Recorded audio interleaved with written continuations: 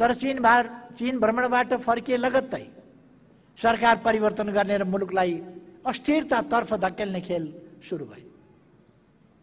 बाह्य शक्तिको इशारामा प्रधानमन्त्रीलाई एउटा बजेटसम्म प्रस्तुत गर्न नदिई विस्थापित गर्ने योजनामा पुष्पकमल दाहाल, माधव नेपाल लगायत तीनै पात्रहरू क्रियाशील थिए, जसले 74 पछि मेरो नेतृत्वको सरकारलाई असफल बनाउन उसै गरी घेराउ, मोर्चाबन्दी र षड्यन्त्र गरे।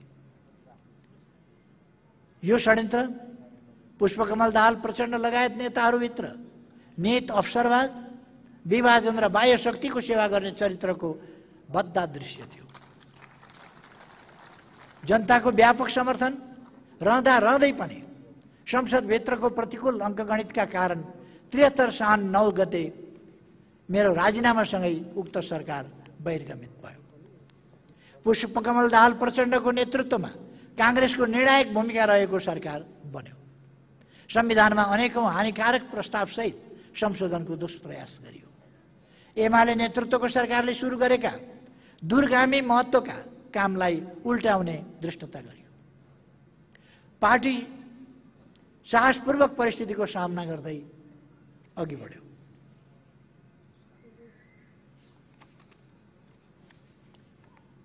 कमरेडहरू,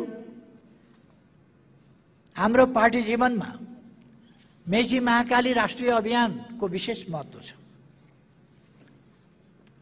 2073 साल फागुन 21 गते शहीद दिवसका दिनबाट संविधान, सामाजिक सद्भाव र राष्ट्रिय एकताका लागि सञ्चालित त्यो अभियान काँकडभिट्टाबाट सुरु भएर सुर्खेतमा समापन भयो। पार्टीका हजारौं नेता, कार्यकर्ता, सदस्य र शुभचिन्तक सहभागी भएको 20औं स्थानमा विशाल जनसभा आयोजना गर्दै अगाडि बढेको र घर दैलो सांस्कृतिक कार्यक्रम र झाँकीहरूसहित व्यापक जनसहभागिता सहितको यो अभियान नेपालकै सबभन्दा ठूलो जनपरिचालन थियो। अभियानमा झन्डै 25 लाख नागरिकहरू सहभागी भए। यस अभियानले एमालेलाई तराई मधेसमा प्रवेशै गर्न नदिने, मधेसी समुदायमा एमालेप्रति भ्रम र घृणा फैलाउने तथा तराईवासी र पहाडी समुदायबीच साम्प्रदायिक विद्वेष फैलाउने असफल प्रयास, त्यस्ता प्रयासहरूलाई असफल पारियो। तराई मधेसका नागरिकहरू देशभक्तिपूर्ण राष्ट्रियताको पक्षमा दृढतापूर्वक उभिए। हजारौं कार्यकर्ताहरूको परिचालन र लाखौं जनताको सहभागिताले पार्टीको ऊर्जा र सामर्थ्य विकासमा ठूलो योगदान गर्यो। 2074 को स्थानीय तह निर्वाचनमा पार्टीले काठमाडौँ र पोखरा महानगरपालिका सहित 40% भन्दा बढी स्थानीय तहहरूमा विजय हासिल गर्यो। जिल्ला समन्वय समितिका अधिकांश स्थानमा पनि पार्टीले सफलता प्राप्त गर्यो। सत्तारूढ गठबन्धन एक्लै सामना गरेर भनेको सत्तारूढ गठबन्धन बनेको थियो, त्योसँग एक्लै सामना गरेर नेकपा एमालेले हासिल गरेको यो सफलता आधारभूत तहसम्म पार्टीको लोकप्रियता र सुदृढ जनाधारलाई प्रतिबिम्बित गर्ने महत्त्वपूर्ण उपलब्धि हो।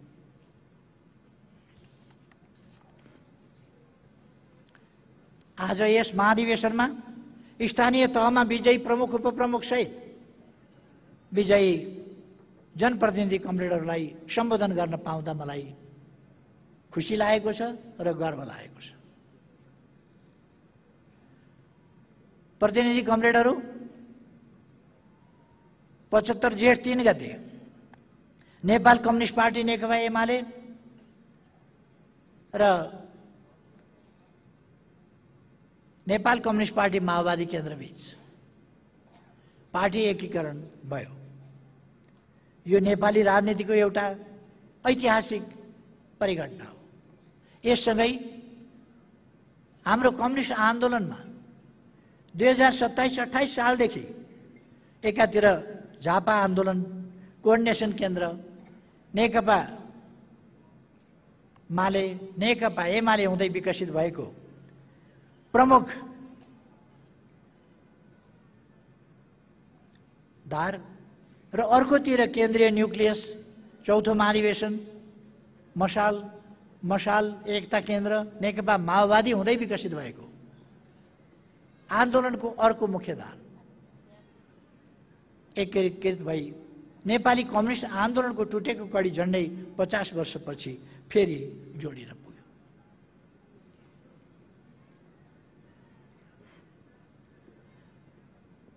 नेपाल कम्युनिस्ट पार्टीको स्थापना नेपाली श्रमजीवी वर्गको राजनीतिक प्रतिनिधिका रूपमा 2006 सालमा भएको थियो। कम्युनिस्ट पार्टीको स्थापना नेपालको राजनीतिक इतिहासको महत्त्वपूर्ण परिघटना थियो। कम्युनिस्ट पार्टी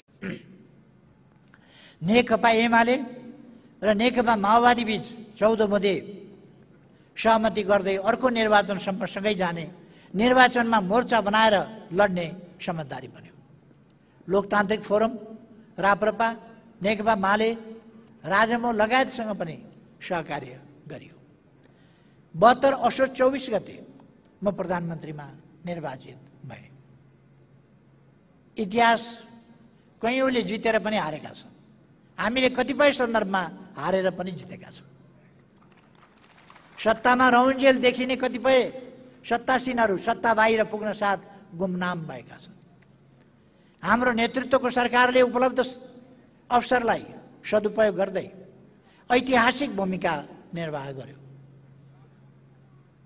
नाकाबन्दीलाई साहसपूर्वक सामना गर्दै असफल पार्यो। संविधान निर्माण प्रक्रियामा बाहिरिएका दलहरूलाई सहमतिमा ल्याउन 72 मङ्सिरमा संविधानको पहिलो संशोधन गरियो। प्रधानमन्त्रीको हैसियतमा मैले नाकाबन्दीको अन्त्यपछि मात्र भारत भ्रमण गरेँ। हाम्रो तर्फबाट सार्वभौम समानता, हस्तक्षेप, आपसी हित र सम्मानका आधारमा नेपालले भारतसँग विश्वासिलो सम्बन्ध राख्न चाहेको र भविष्यमुखी भएर सार्थक सहकार्य गर्न खोजेको चाहेको पनि हामीले बतायौँ। दुई देशबीचको सम्बन्ध सुधार गर्न भ्रमण सफल रह्यो। लगत्तै मैले चीनको भ्रमण गरेँ। पारवहन यातायात सम्झौता सहित विभिन्न 15वटा सम्झौता र सहमति गरियो। नेपालको भूपरिवेष्टित अवस्थालाई रूपान्तरण गरी पारवहनमा एकपक्षीय निर्भरतालाई अन्त्य गरियो। नेपालको स्वाभिमानलाई सुदृढ गर्न भ्रमण ऐतिहासिक रूपमा सफल रह्यो। दीर्घकालीन महत्त्वका रणनीतिक पूर्वाधारहरूको निर्माण सुरु गर्ने, सामाजिक न्याय र सुरक्षाको दायरालाई फराकिलो पार्ने र जनतामा आत्मविश्वास एवं भरोसा जगाउने महत्त्वपूर्ण कामको थालनी गरियो। नयाँ चुनौतीहरू अगाडि राखेर तिनीहरूलाई पराजित गर्ने सङ्कल्प बोकेर नयाँ अभिभाराहरू पूरा गर्ने अठोटका साथ जम्मा भएका छौँ र मैले विश्वास लिएको छु यहाँबाट जाँदा हामी अवश्य नै अझ बढी उत्साह, आत्मविश्वास र अठोटका साथ जानेछौँ। प्रिय कमरेडहरू, यस विधान महाधिवेशनको सुखद घडीमा म यस पार्टीका संस्थापक महासचिव पुष्पलाल जननेता मदन भण्डारी, प्रथम जननिर्वाचित कम्युनिस्ट प्रधानमन्त्री मनमोहन अधिकारी सहित आन्दोलनका अग्रज व्यक्तित्वहरूप्रति उच्च सम्मानका साथ श्रद्धासुमन अर्पण गर्दछु। उहाँहरूको प्रेरणाले हामीलाई लक्ष्यतर्फ अविचलित रूपमा अगाडि बढ्न सदा मार्गदर्शन गरिरहनेछ। नेपालको देशभक्तिपूर्ण युद्ध, लोकतन्त्रका निम्ति भएका सङ्घर्ष एवं आर्थिक सामाजिक रूपान्तरणका लागि आफ्नो जीवन उत्सर्ग गर्नुहुने सम्पूर्ण शहीदहरूप्रति भावपूर्ण श्रद्धाञ्जली अर्पण गर्दछु। अग्रगामी परिवर्तनको यात्रामा सहभागिता, त्याग र बलिदानका गाथाहरू सिर्जना गर्ने घाइते, अपाङ्ग तथा बेपत्ता नागरिकका परिवारजन सहित समस्त न्यायप्रेमी जनताप्रति उच्च सम्मान र अभिनन्दन व्यक्त गर्दछु। विधान महाधिवेशन हाम्रो पार्टी जीवनमा सुरु गरिएको नौलो अभ्यास। विगतमा पार्टीको सर्वोच्च संस्था राष्ट्रिय महाधिवेशनबाट नीति विधि र नेतृत्व निर्माण हुँदै आएको थियो। विधि र नीति निर्माणको विषय नेतृत्व चयनको राप र चापबाट मुक्त रहन सकोस् र यस सम्बन्धी बहस एवं निष्कर्ष वस्तुगत, सन्तुलित, सृजनात्मक बन्न सकुन् भन्ने उद्देश्यले यस खालको विशेष प्रबन्ध गरिएको। पहिलोपल्ट आयोजित विधान महाधिवेशनलाई सार्थक र परिणाममुखी बनाउन कमरेडहरूले रचनात्मक योगदान पुर्याउनु हुनेछ भन्ने मैले विश्वास लिएको छु। हामी सबैलाई थाहै छ 2075 जेठ 3 गते नेकपा एमाले र नेकपा माओवादी केन्द्र बीच एकीकरण नभएको भए नेकपा एमालेको 10औं राष्ट्रिय महाधिवेशन आजभन्दा 2 वर्षभन्दा अगाडि नै सम्पन्न भइसकेको हुने थियो। एकीकरण पछिका झन्डै 3 वर्ष हामी नेपाल कम्युनिस्ट पार्टी नेकपाकै रूपमा क्रियाशील रह्यौं। एकातिर सीमित व्यक्तिका निहित स्वार्थ र षड्यन्त्रका कारण एकीकरण निष्कर्षमा नपुग्नु र अर्कातिर सर्वोच्च अदालतको 2077 साल फागुन 23 गतेको फैसलाले दुवै पार्टीलाई एकीकरण पूर्वको अवस्थामा फर्काएपछि आज हामी नेकपा एमालेका रूपमा क्रियाशील रहेका छौं। तर यो नेकपा एमाले राजनीतिक रूपमा एकीकरण र नेकपाको निरन्तरता सहितको तथा त्यसकै सकारात्मक विरासत बोकेको पार्टी हो। यो एमाले एकीकृत पार्टी हो। तसर्थ यो महाधिवेशन एकीकृत पार्टीको प्रथम विधान महाधिवेशन पनि हो। विधान महाधिवेशन आयोजना गरिरहेको यस घडीमा नेपाली कम्युनिस्ट आन्दोलन समक्ष नयाँ चुनौती र प्रतिकूलताहरू थपिएका छन्। विशाल सम्भावना सहित भएको पार्टी एकीकरण भङ्ग भएको छ। कम्युनिस्ट पार्टीका नाममा केही व्यक्तिहरूले आन्दोलनलाई नै बदनाम गर्ने काम गरेका छन्। नेकपा एमालेबाट केही व्यक्तिहरू बाहिरिएका छन्। उनीहरूले संगठनात्मक अराजकता, पदलोलुपता र फुटलाई प्रश्रय दिइरहेका छन्।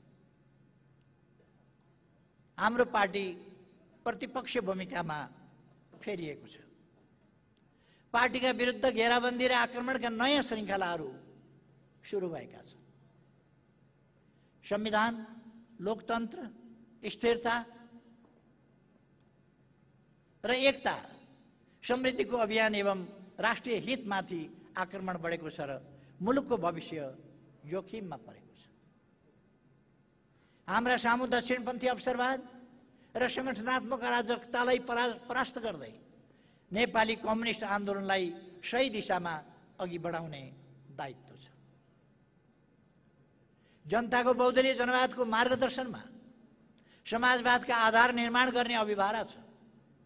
अभिभाराहरू पूरा गर्ने हाम्रो यात्रामा खडा भएका माथि उल्लेखित चुनौतीहरूको सामना गर्नु र तिनलाई पराजित गर्नु पर्नेछ। महाधिवेशनमा प्रस्तुत राजनीतिक प्रतिवेदनमा मैले 9 महाधिवेशनका निष्कर्षको चर्चा गरेको छु। पार्टी एकीकरण, पार्टीको आन्तरिक जीवनमा देखा परेको प्रवृत्ति तथा समस्याहरूलाई उल्लेख गरेको छु। यस अवधिमा सम्पादित कामको संक्षिप्त समीक्षा सहित वर्तमान राष्ट्रिय भूराजनीतिक परिस्थितिका मुख्य प्रवृत्तिको विश्लेषण गरेको छु। पार्टीका सिद्धान्त, नीति र कार्यक्रमको अध्यावधिक पुनरावलोकन, परिवर्तित सन्दर्भमा पार्टी निर्माण तथा हाम्रा आगामी कार्यभार जस्ता विषयमा केही प्रस्तावहरू प्रस्तुत गरेको छु। कमरेडहरू, 2071 साउन 1 गते मेरो नेतृत्वमा 161 सदस्यीय केन्द्रीय कमिटी निर्वाचित भएसँगै नेकपा एमालेको 9 राष्ट्रिय महाधिवेशन सम्पन्न भएको थियो। राजनीतिक प्रतिवेदन, संगठनात्मक प्रस्ताव र विधान सर्वसम्मतिमै पारित भए पनि केन्द्रीय नेतृत्वको निर्वाचन भने निकै जटिल बन्न पुग्यो, जसका कारण एक साताका लागि तय गरिएको महाधिवेशन झन्डै 2 हप्तासम्म लम्बिएको थियो।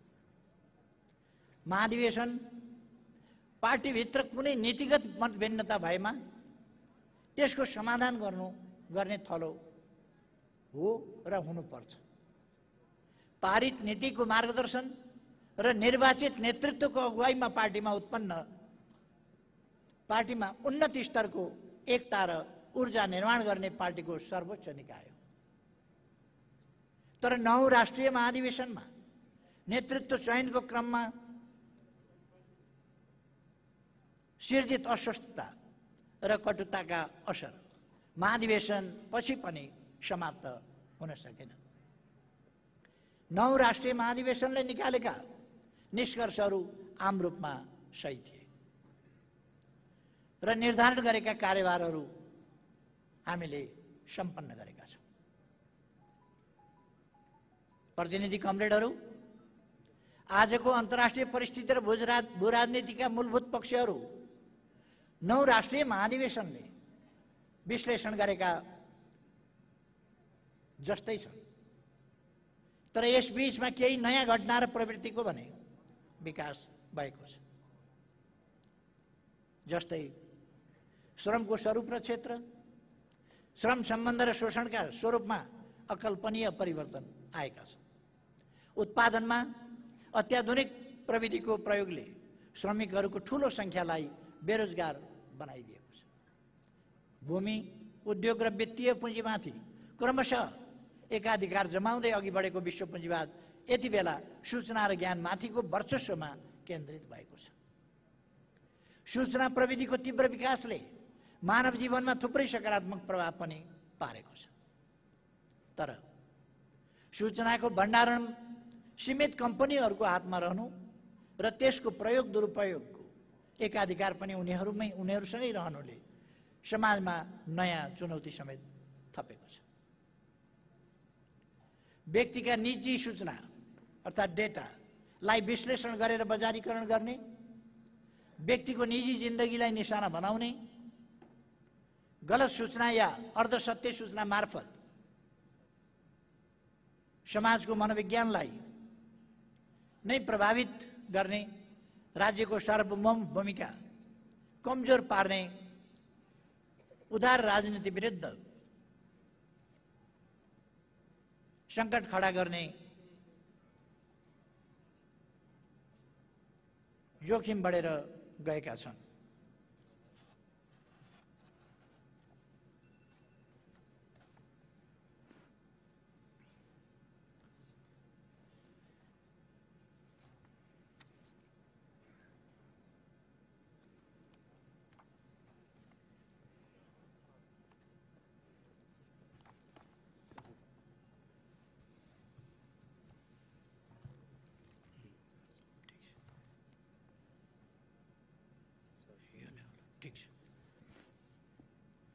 विज्ञान प्रविधिको अभूतपूर्व विकासले मानव जीवनलाई सरल र सुविधा सम्पन्न तुल्याउन सकिने आधार निर्माण भएको छ।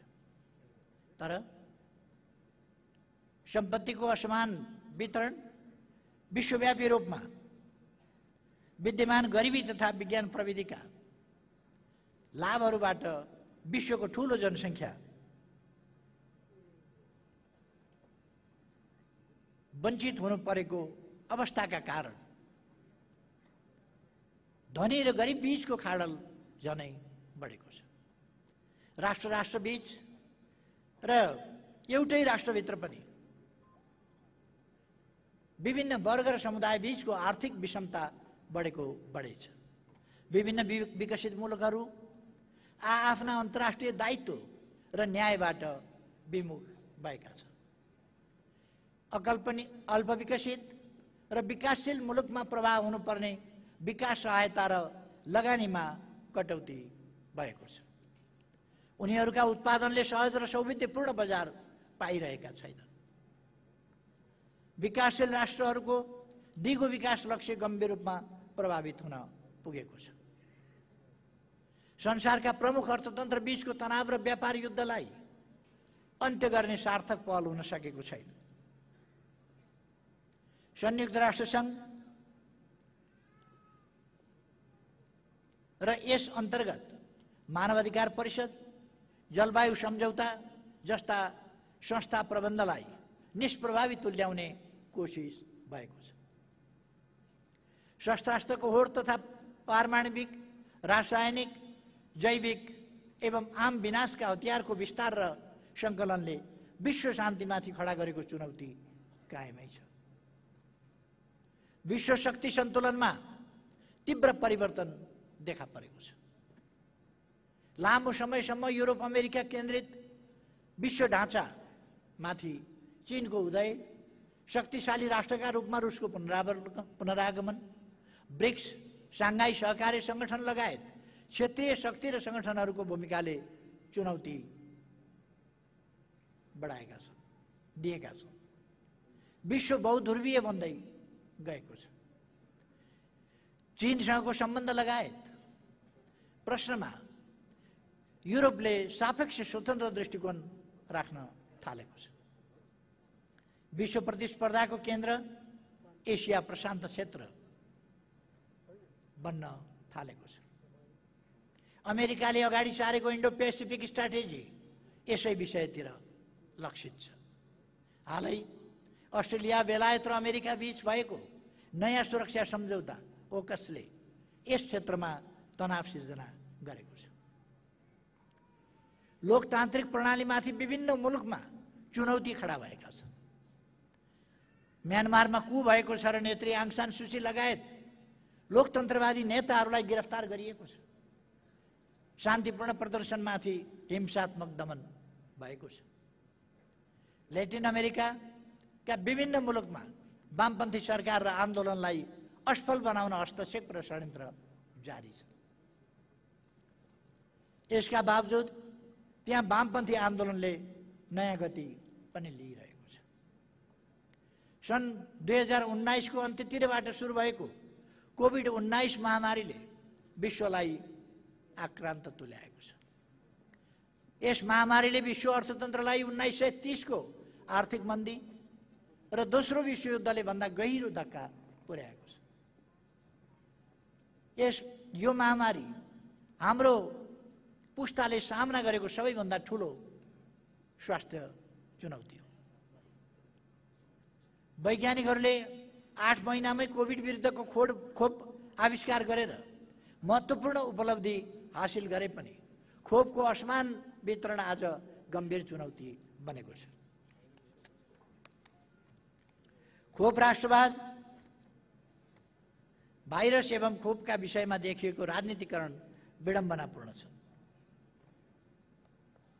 जलवायु परिवर्तन आज पृथ्वी र पृथ्वीवासी दुवैका सामु असाधारण चुनौतीका रूपमा उपस्थित भएको छ। जलवायु परिवर्तनका विरुद्ध बलियो अन्तर्राष्ट्रिय साझेदारीको खाँचो छ। औद्योगिक राष्ट्रहरूले देखिने गरी कार्बन उत्सर्जन घटाउनु र हरित अर्थतन्त्र एवं हरित विकासका लागि ठोस कदम चाल्नु आवश्यक भएको छ। जोखिममा परेका मुलुकका लागि वित्तीय सुविधा अत्यावश्यक छ। चीन र भारत बीच सुरु हुन लागेको संवाद, समझदारी र सहकार्यलाई तनाव र सीमा विवादले विस्थापन गर्दै लगेको छ। दुई देशबीच संवाद भए पनि समस्या कायमै छ। दुई देशबीचको तनावको असर समग्र दक्षिण एसियामा अनुभूत भइरहेको छ।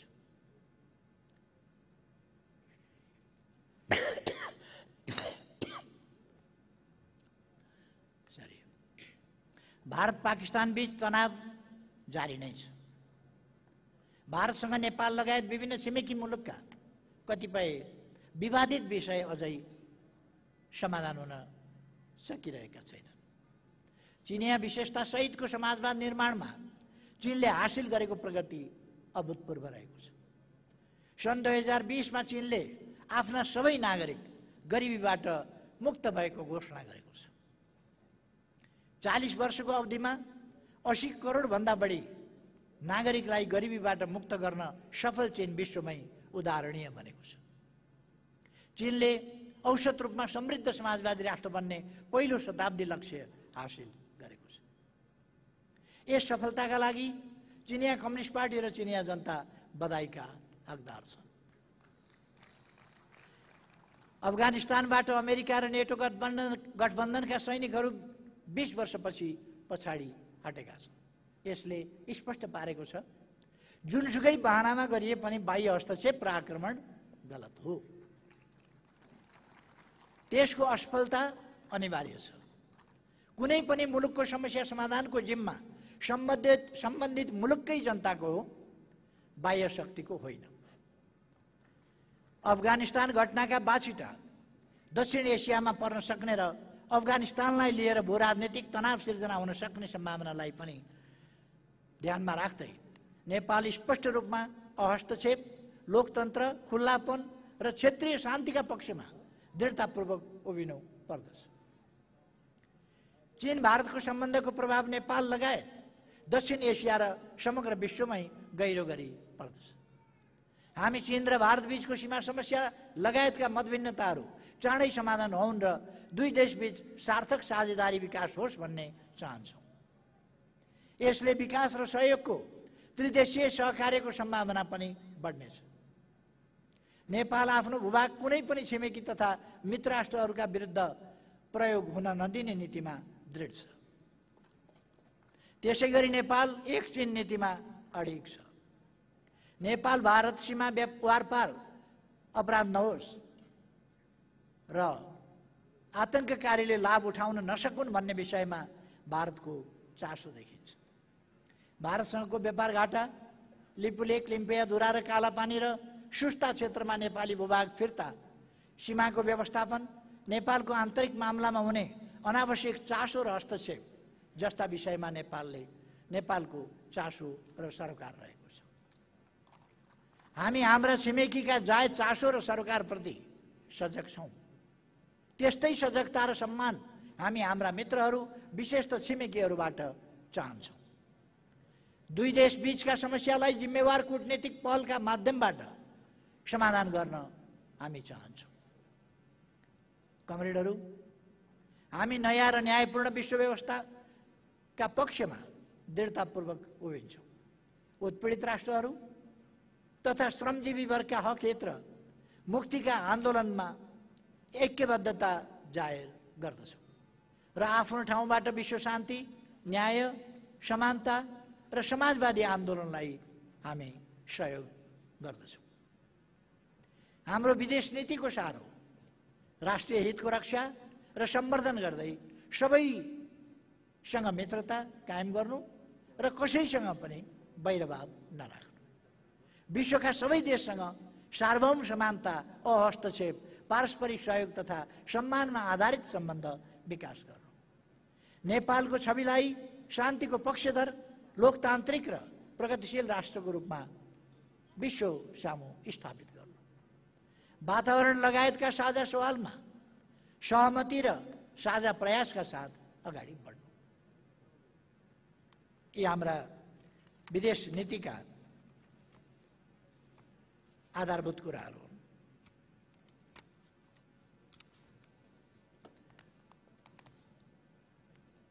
प्रतिनिधि कमरेडहरू, 9 राष्ट्रिय महाधिवेशन पछिका अवधि घटना पूर्ण रहे, आँधी बेहरी पूर्ण रहे।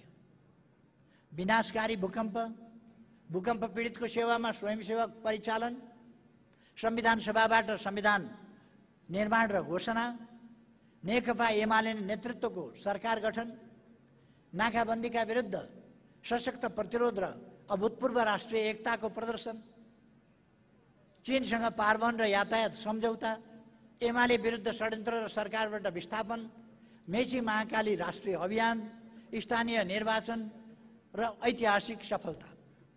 हामीले आम निर्वाचनभन्दा अघि सामना गरेका घटनाहरू के हुन्?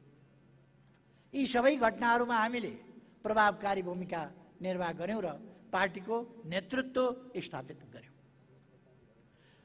स्मरणका लागि यहाँ केही प्रसङ्ग चर्चा गर्न चाहन्छु। 72 साल वैशाख 12 गते गएको विनाशकारी भूकम्पबाट सिर्जित राष्ट्रिय विपत्तिले राजनीतिक दलहरूमाथि मतभिन्नता थाती राख्दै उद्धार, राहत र पुनर्स्थापनामा केन्द्रित हुन दबाव सिर्जना गर्यो। संविधान सभाको दोस्रो निर्वाचन भएको पनि 1.5 वर्षभन्दा बढी समय बितिसकेको थियो। विभिन्न चलखेल देखा पर्न थालिसकेका थिए। भूकम्पबाट पीडामा परेका जनता र दलहरू बीचको भूकम्पबाट पीडामा परेका जनता दलहरू बीचको खिचातानीबाट व्यग्र र असन्तुष्ट भइरहेका थिए। संविधान निर्माणमा थप विलम्ब गर्नु उचित थिएन। यसै पृष्ठभूमिमा 2072 जेठमा नेकपा एमाले, नेपाली कांग्रेस र नेकपा माओवादी बीच 16 बुँदे सहमति गरियो, जसमा संविधान निर्माणका आधारभूत प्रश्नबारे मोटामोटी खाका बनाइयो। तर मधेस केन्द्रित दलहरू भने सहमतिमा आउन तयार भएनन्।